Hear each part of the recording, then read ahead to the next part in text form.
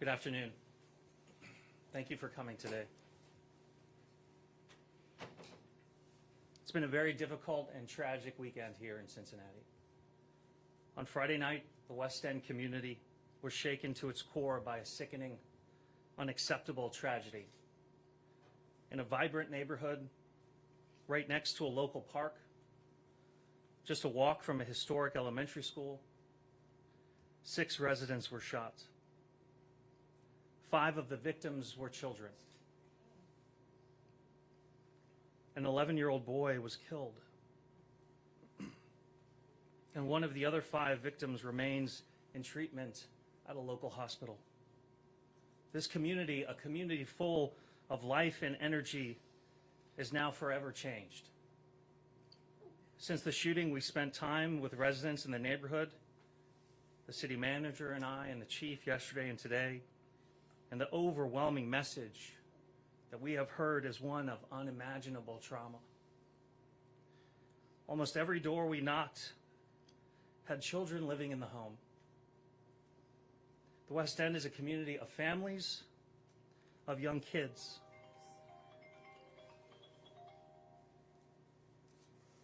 Children who grew up with and went to school with the victim, who call the same streets parks and home. And families who have experienced firsthand the kind of shock and loss that never leaves you. Folks didn't feel safe leaving their home yesterday and this morning. They were shouting messages of love and support to each other through open windows.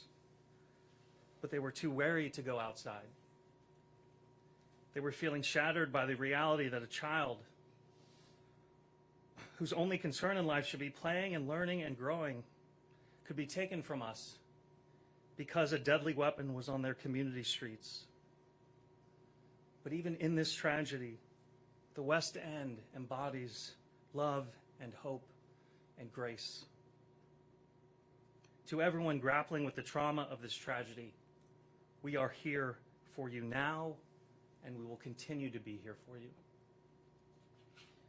I can't express emphatically enough my appreciation for everyone who stepped up immediately to support those in crisis, to provide resources and support to the families and children growing through this. Our first responders, including and especially our firefighters, our police officers, our homicide detectives who have basically not stopped and not slept since Friday night. These are the folks who are always there, always, day and night when our communities are going through the worst of it. They have the eternal gratitude of myself and our community leaders for once again serving with determination and dignity through these horrifying events. And I have the utmost confidence that justice will be delivered. To the members of our administration and the community partners who have come together to build a comprehensive plan for community support, to the council members who have immediately stepped up into action, I want to reiterate how overwhelmingly thankful I am that we have a team who will stop at nothing to be there for the West End, however that we can.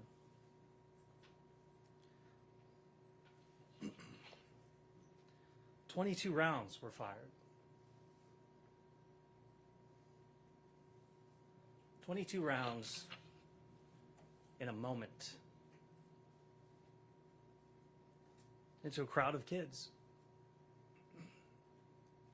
No time to respond, no time to react.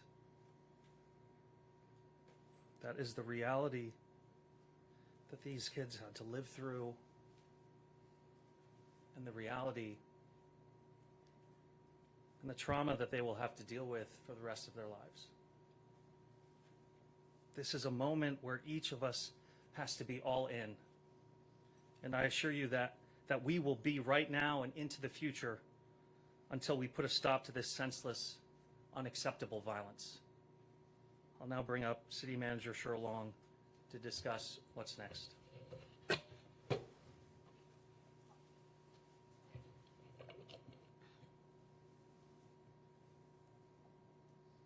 Good afternoon. Like the mayor, I'm heartbroken and appalled at the violence we're experiencing this weekend. Frankly, I've never seen anything like it. While no one expected to see the news that broke on Friday night, I want to stress something. This is not an act of God. This is not a natural disaster. The devastation, the harm, and the loss of life are a shock to us all. But they stem from actions of real people, and they enabled by access to guns. As city manager, I will work tirelessly with CPD and all the community partners to bring the perpetrators to justice. But even as I make this promise, I recognize that it's not enough. Violence like this cannot be our status quo. It cannot be tolerated in the city of Cincinnati. I want to thank all of the police officers and first responders who were on the scene on Friday night and who have been working diligently on this case. We often talk about the physical danger that officers face in the line of duty, but I want to recognize the emotional and mental health toll that responding to a crime like this can have. To all of our officers, my administration is here for you, and the stress and anguish that you feel is just as valid as any physical harm that threatens your well-being. Our entire city is grieving the injury and life lost in the West End. We are bewildered, furious, and heartbroken that children of Cincinnati are not safe from deadly use of guns. I myself have lost a family member to gun violence. And the horror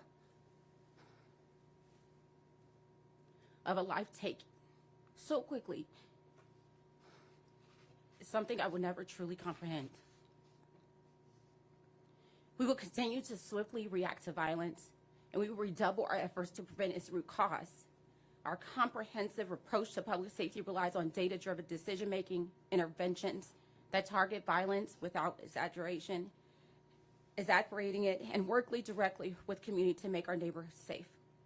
In the West End, which has seen disproportionately high levels of gun violence, we know that tragic outcomes stem from much more complex quality of life issues. Our pivot public safety approach, which uses fast-based interventions to disrupt violence, has been used to curb shootings in OTR, the West End, and other target areas in the city. The collaborative pivot team meets bi-weekly to work on proactive solutions to reduce violence. Their next meeting is at Lincoln Rec Center this Wednesday at 10 a.m. I invite anyone to attend who wants to help or to learn more about the city's effort to combat violence. The city has active interventions already deployed. Our approach in the West End includes several months of investigation into a concentrated area of crime of Livingston and John Street, which resulted in the filing of a public nuisance action against a liquor store that was later closed. Our CPD officers also partnered with representatives from the community builders to conduct an assessment of the neighborhood focused on environmental design and physical changes that can be made to reduce violence. And recognizing that the area has experienced repeated shootings, CPD has allocated overtime to increase police officer visibility and responsiveness about regular staffing levels. To bolster these efforts and directly respond to the horrific events on Friday evening, we have assembled a team of social workers and community partners to provide support to West End residents. Deeply involved and key to this strategy will be Karen Rumsey and our amazing victim service team at CPD. They will be going door to door in the West End in partnership with the property ownership group at City West to get help to any and all residents who need it. The young people affected by the senseless violence is a priority. Our working group will also be in schools on Monday, including Hayes Porter Elementary, Taft High School, and CCPA, as well as Lincoln Rec Center. Exposure to violence is unthinkable cruelty to inflict on young people. And when kids lose their lives to senseless killings, we need to embrace our children with every mental health resource we have available. Our partners in these efforts include Talbot House, the Community Builders, Cincinnati Recreation Commission, and Cincinnati Public Schools. I want to extend an enormous thanks to each of these partners for their dedication to community collaboration, because this is not going to happen just with the city at the table. It is going to take collaboration. I also want to recognize the incredible work of the city's human services team, Director Deanna White, Brooke Lipscomb, and the support from Assistant City Manager Virginia Talent.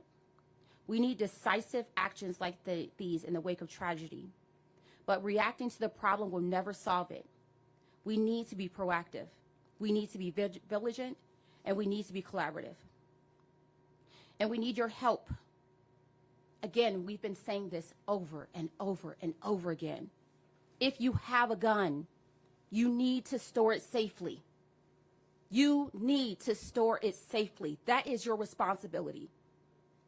CPD will give you a gun lock for free. So there's no excuse. The gun violence problem starts with guns themselves. If you own a firearm, it's your responsibility to keep it out of the wrong hands, because this is what happens. Finally, I want to remind everyone watching and listening that violence does not define us. Cincinnati is welcoming, Cincinnati is vibrant, and Cincinnati is stronger than when we work together. Tragic events like this shock us. They make us angry and dismayed, but they also push us toward action. Please take a stand to stop the killing. If you own a gun, lock it up. If you know where the guns are, tell Cincinnati Police Department. If you have ideas, if you have solutions, like we've been doing, we want to hear from you. We can solve this problem if we work together. Thank you. Thank you. City Manager Long, and now an update on the investigation. Chief of Police Teresa Theji.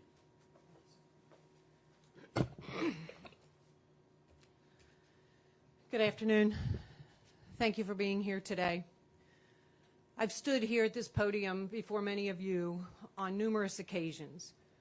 None of them, in my opinion, are as significant as what we're going to talk about today. The facts that I'm going to give you should be extremely shocking to anybody's conscience. If they're not, there's something wrong.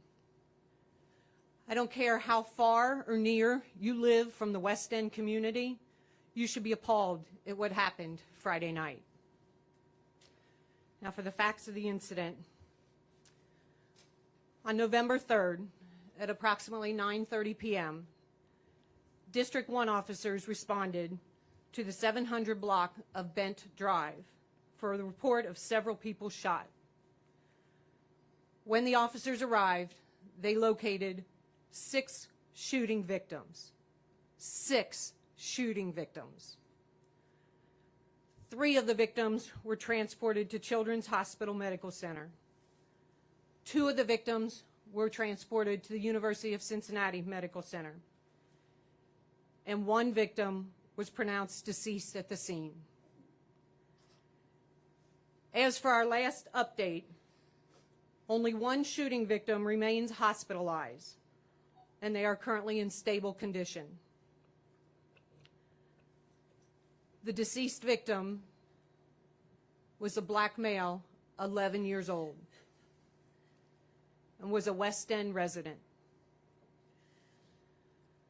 The preliminary investigation indicates the victims were near the intersection of Jones Street and Bent Drive when an occupant of a dark sedan fired 22 rounds in quick succession. The incident was captured on our ShotSpotter technology. The surviving victims, a male black 12, a male black 13, a male black 15, a female black 15, and a female black 53. 2 of these juveniles attended Cincinnati College Preparatory Academy, including the deceased. 3 of the juveniles attended Cincinnati Public Schools.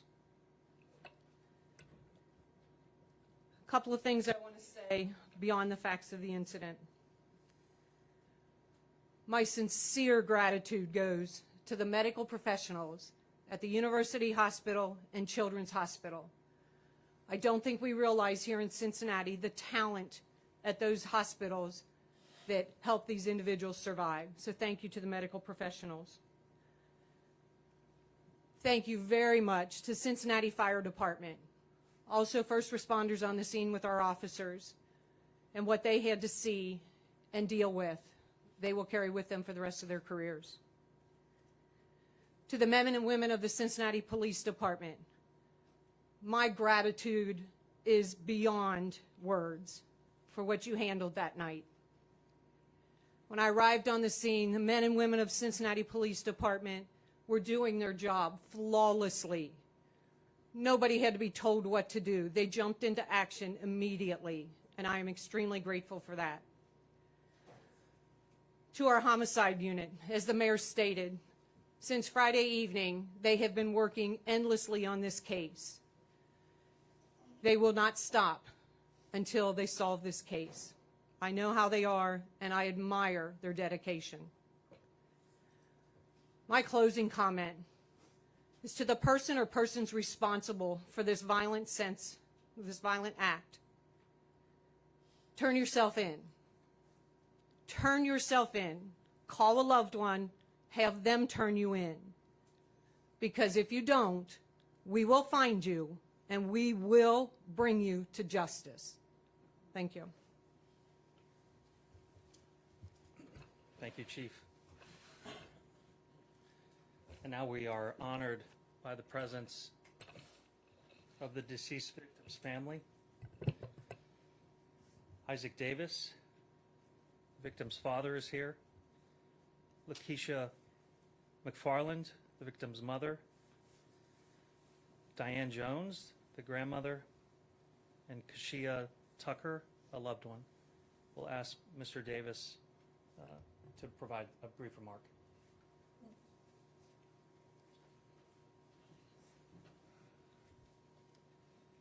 When would it stop? Would this ever stop? Like, how many people have to bury their kids, their babies, their loved ones? Like, look at his mother. Look at me. I mean, you're not gonna realize it until someone happened to your family, until it happens to you. I'm just asking anybody that know anything to come forward, please. Just please come forward. We're begging. I don't know what else to say, but just please come forward. Thank you.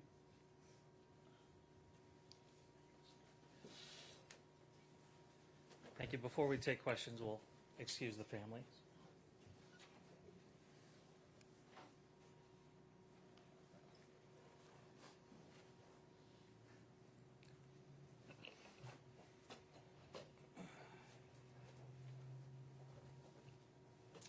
With that, we'll take any questions. Any possible leads at this point as to who these people responsible could be? I spoke with the homicide unit a little bit before this press conference. Tips and leads are coming in. They will follow up on each and every one of them. But at this point in the investigation, we are not going to discuss where we're headed with the investigation. Was this picked up by any cameras? Again, we're not going to get into any details of the investigation. That's all critical types of evidence that the homicide investigators will take a look at. Is there any threat to that area where the shooting happened? I know yesterday there was a balloon release, and shortly before it happened, people were running and scattering. Is there any threat that people should be worried about? There are no current threats that we are aware of. We will work with all of the community leaders to help them in restoring a sense of calm in the West End to the best that we can while this person is still out. So their safety is paramount to us, to city leaders, to police department members, and so we will work with them to make sure that the community feels safe. What sort of comfort can you provide families in the short term, who are terrified to have their kids outside playing on the sidewalk? It's an important question. I'm the father of a 4-year-old and a 1-year-old, and when the city manager and I were going door to door in the neighborhood where it happened, that's exactly what we heard. the parents and the kids themselves who we talk to don't feel safe, and I frankly can't blame them. They were a group of kids playing outside of their house when a madman came by and fired 22 rounds into a group of kids. My message to them, however, is that myself, the city manager, the chief of police, our entire Cincinnati Police Department force, which is the best in the world, will not stop until we find this person and bring them to justice. At the same time, equally as important to us is making sure that those West End residents and neighbors and kids understand that we are here and we are not going anywhere. As the city manager announced, tomorrow at 11 a.m., the city is deploying mental health wraparound services to any and all who need it. We're coordinating with Hayes Porter and CCPA and Taft, the schools in the area, because so many children knew of and played with the victim. The trauma that we are now forced as a community to deal with does not go away. The shooting may be over, but the trauma is still there, and part of that trauma is not feeling safe in their homes. It's going to take some time for us and for the community to do the work necessary to heal the wounds that we cannot see. And all I can say to them is that I am not going anywhere. I will be there for them, the city manager, the chief of police, and the full support of the city for as long as it takes. With this most recent shooting, we're now at a level of shootings targeting teenagers specifically that we haven't seen in more than a decade. That's right. Can you speak to, the violence that is targeting these young people and what needs to be done about it? The chief of police was briefing us on the numbers. We do a briefing every week, but before the press conference we did another briefing. And what is really notable is that because of this increase in violence amongst our children, which is not unique to Cincinnati but is countrywide at this moment, we have now had to start tracking homicides amongst kids. And the numbers are terrifying, and they are completely unacceptable. We know what is the most frustrating is we know the causes of the violence, particularly amongst kids, and it is access to guns. 40% of the illegal weapons on Cincinnati streets come from cars, being stolen from cars. That's why the city manager continues to reiterate, if you are a gun owner, to lock up your gun and to make sure that it doesn't get into the wrong hands that leads to this kind of tragedy. Other than the universal accessibility of guns in our community, the inability to resolve differences peacefully continues to challenge us. We see headline after headline of someone knocking on the wrong door and getting shot, someone getting into a road rage incident and getting shot. The inclination to reach for deadly force immediately, no matter how small the incident is overwhelming. The gun violence we are seeing is no longer concentrated in one neighborhood or concentrated around the drug trade. Because of the universal accessibility of guns, it is everywhere, particularly amongst our kids. From City Hall's perspective, we've done everything that we can from an accessibility of guns point of view to make sure that we prevent criminals from getting their hands on guns. But we need to continue to ask for and expect partnership at the federal and state level as well. I refuse to accept that this is the new reality. I refuse to accept that the rights of others are more important than the lives of our kids in Cincinnati. This is going to require a comprehensive approach and change. And we are prayerful that our partners at other levels of government will be in this fight with us. What will this increased police visibility look like? Are we talking just extra patrols driving down the street or anything beyond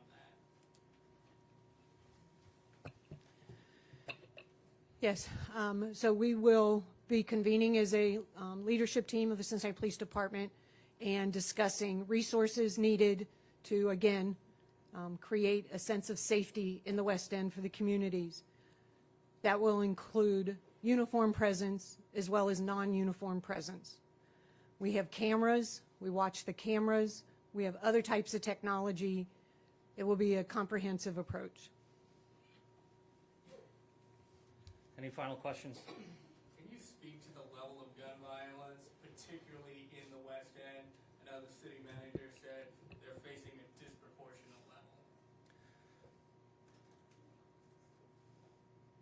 So when we are a data-driven organization, we are a data-driven police force, and the data year to date from a shooting perspective is optimistic. However, importantly, particularly in the wake of this tragedy, the West End specifically has seen very recently tragedy after tragedy after tragedy.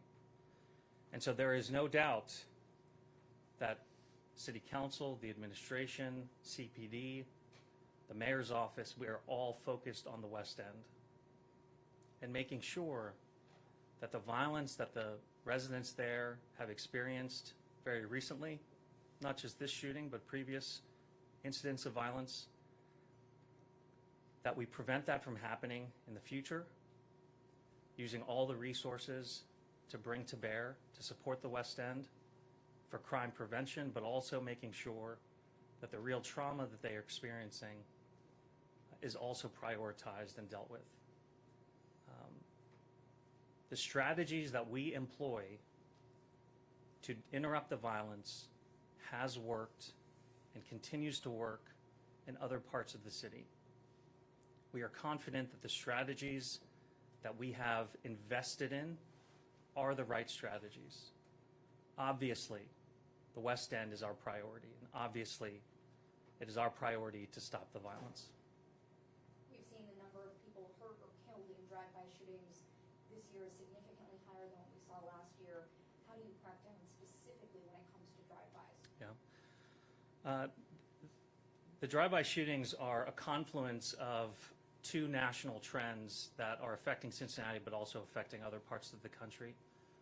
Kia and Hyundai were particularly susceptible to break-ins and car thefts.